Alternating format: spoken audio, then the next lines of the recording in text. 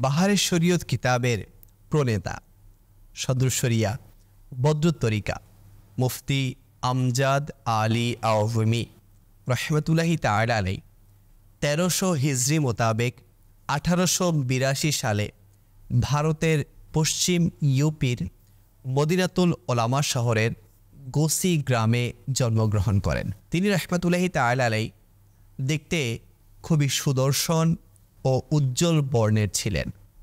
হৃষ্টপুষ্ট ও বলিষ্ঠ দেহের অধিকারী ছিলেন।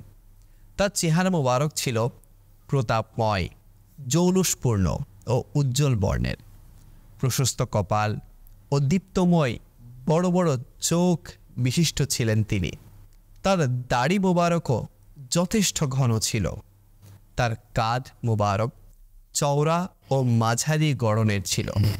তিনি আলা হজরত ইমামে আহলে সুন্নাত রহমতুল্লাহি তাআলা আলাইহি এর খলিফা এবং বাহারে শরীয়তের রচয়িতা।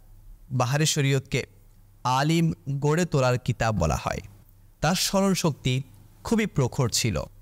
ছাত্রজীবনে মেধাবী ও কঠোর অধ্যবসায়ী হওয়ার কারণে শিক্ষার্থীদের মাঝে তিনি বেশ খ্যাতি অর্জন করেন।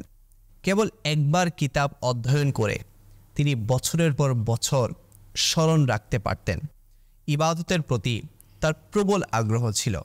একবার হজরত সদরুশ শরিয়া মুফতি আমজাদ আলী আওয়ামী রহমতুল্লাহি তাআলা আলাইহি আজমির শরীফে ভীষণ জ্বরে আক্রান্ত হন।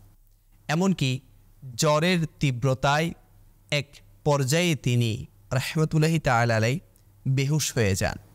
দুপুরের প্রথমাংশ থেকে আসর পর্যন্ত তিনি বেহুশ ছিলেন। হাফিজে মিল্লাত মাওলানা আব্দুল আজিজ রহমতুল্লাহি তাআলা আলাইহি তার খিদমতে উপস্থিত ছিলেন। যখন তার হুঁশ ফিরে আসে তিনি সর্বপ্রথম এটাই জানতে চাইলেন যে এখন কয়টা বাজে, জোহরের সময় কি বাকি আছে?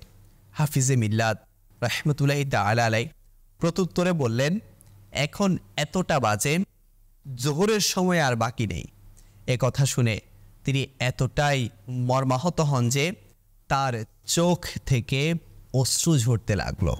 হাফিজে মিল্লাত রহমতুল্লাহি তাআলা আলাইহি আরজ করলেন, হুজুর, আপনার কি কোনো ব্যথা বা কষ্ট হচ্ছে?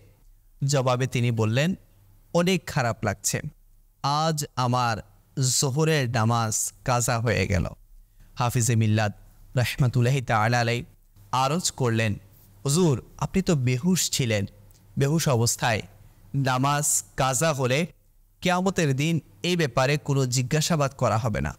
তিনি বললেন, আপনি জিজ্ঞাসাবাদ করার ব্যাপারে বলছেন, অথচ আমি নির্দিষ্ট সময়ে আল্লাহ পাকের দরবারে উপস্থিত হওয়া থেকে বঞ্চিত হলাম। প্রিয় ইসলামী ভাইয়েরা, আপনারা শুনলেন তো যে সদরুশ শরিয়া রহমতুল্লাহি তাআলা আলাইহি নামাজের প্রতি কেমন নিষ্ঠাবান ছিলেন, নামাজের প্রতি কেমন ভালোবাসা পোষণ করতেন যে শরীয়তের পক্ষ থেকে ছাড় পাওয়া সত্ত্বেও বেহুশ অবস্থায় নামাজ ছুটে যাওয়ার জন্য কি পরিমাণ দুঃখ প্রকাশ করলেন যে চোখ থেকে অশ্রু পর্যন্ত প্রবাহিত হতে লাগলো।